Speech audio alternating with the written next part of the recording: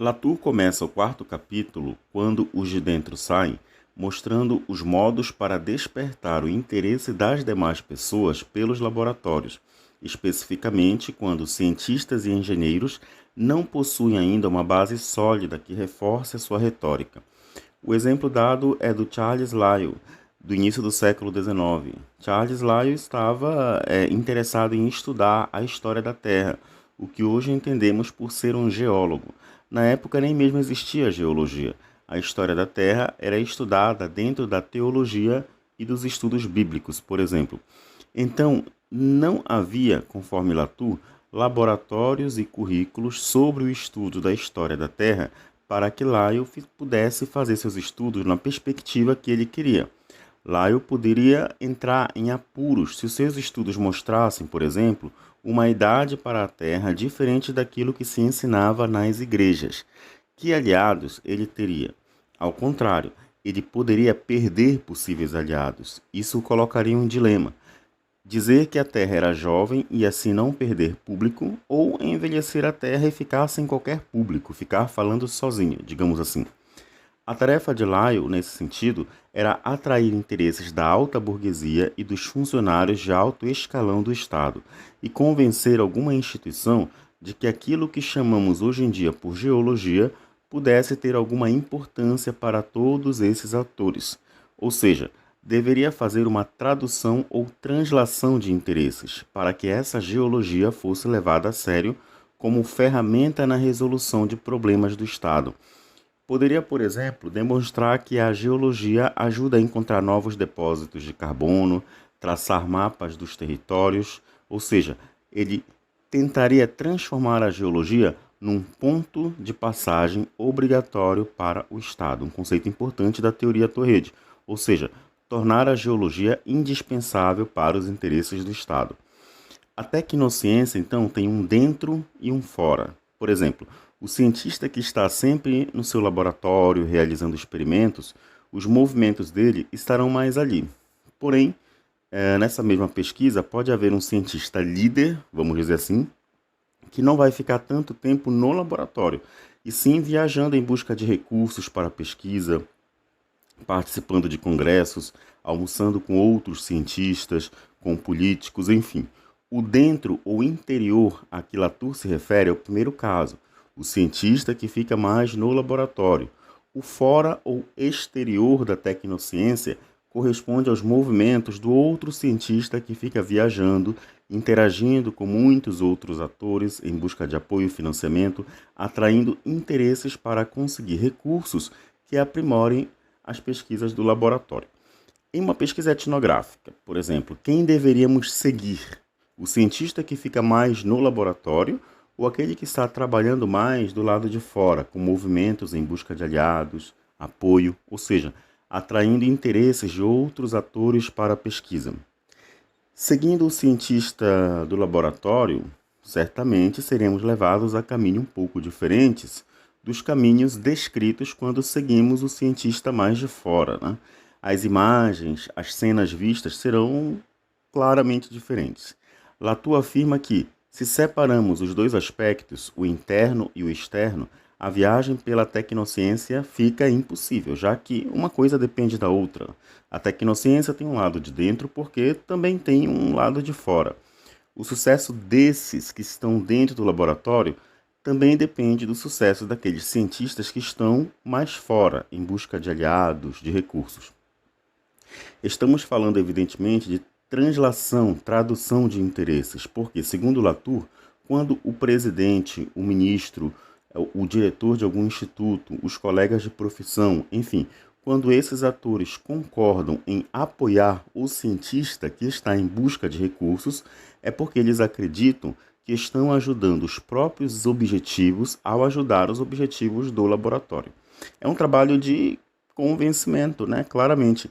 E quanto mais esotérica, com S, ou seja, quanto mais difícil de compreensão for aquela parte da tecnociência, mais exotérica, com X, será a atividade de recrutar aliados. Ou seja, mais externa, mais viagens, mais movimentos. Diante disso, Latour se pergunta: quem realmente faz ciência, né? Lyell sozinho, como vimos, não conseguiria nada, nem mesmo despertar uma controvérsia. Então, quem incluir na lista dos que fazem ciência? Podemos considerar duas possíveis respostas a isso. Por um lado, poderíamos dizer que o ministro da Saúde, o presidente, por aí vai, também estão fazendo ciência. O líder da pesquisa e seu colaborador estão trabalhando com o intuito de convencer esses atores para a liberação de quê? De recursos. Por outro lado, não podemos dizer que eles fazem ciência, uma vez que não estão ali no laboratório. Trata-se de um dilema, segundo o próprio Bruno Latour, né? Uma das saídas para o dilema, a saída que Latour acredita que não devemos empregar, é dizer que esses outros atores, como o presidente, o ministro, não estão fazendo ciência, mas são pré-condição para que a tecnociência exista. Ou seja, eles são necessários, mas não dão forma ao conteúdo da ciência elaborada. Indo por essa opção, então construiríamos uma fronteira sólida entre o dentro e o fora, né? Ficaríamos só com o dentro do laboratório, ou seja, o miolo da ciência. Seria um divórcio entre o dentro e o fora. Mas Latour rejeita essa proposta. Será que o cientista que está ali no laboratório está realmente, né, abstraído, isolado do mundo exterior, do lado de fora? Latour prefere os exemplos que misturam, como todos sabem, o mundo exterior e o laboratório, o dentro e o fora, já que o recrutamento externo de aliados, atores humanos, ou seja, o sociograma, visa buscar recursos para o recrutamento interno de aliados, por exemplo, aliados não humanos, equipamentos para o laboratório, o tecnograma. Então, ao invés de levantar esse muro teórico, essa barreira teórica fixa entre o dentro e o fora, Latour fala de limite empírico variável, não fixo entre eles. Assim, quando olhamos para a tecnociência, não olhamos para a história do pesquisador líder, que está rodando o mundo em busca de recursos, e nem apenas para a história dos aliados recrutados, ou da pesquisadora do laboratório. Olhamos para a história dos que caminham juntos, dos que compartilham o mesmo destino.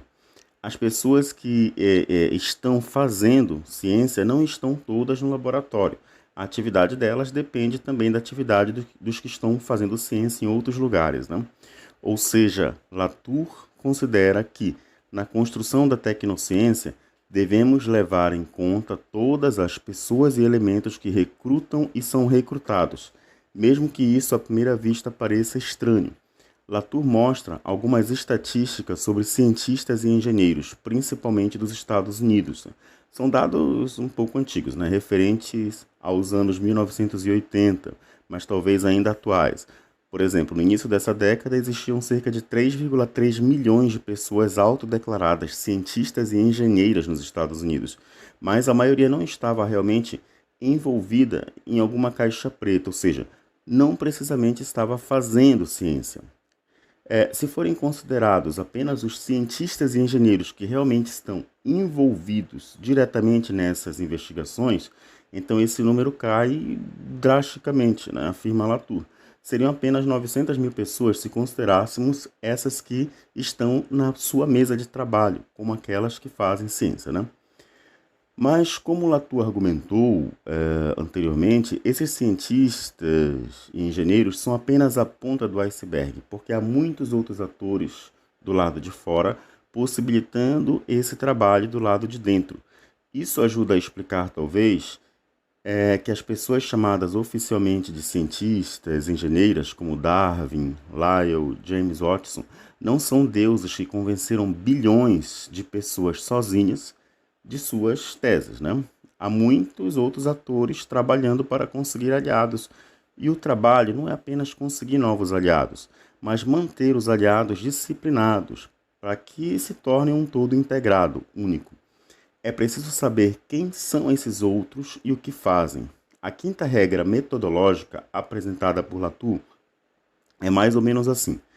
Se você considera a divisão entre o dentro e o fora no desenvolvimento da tecnociência, você deve seguir os dois aspectos, ou seja, os atores dos dois lados, fazer uma lista deles e descrever o que eles estão fazendo, não importa o quão grande e diversificada fique essa lista, ou seja, considerar todos os que estão realmente trabalhando e se portar de modo indeciso em relação a todos eles.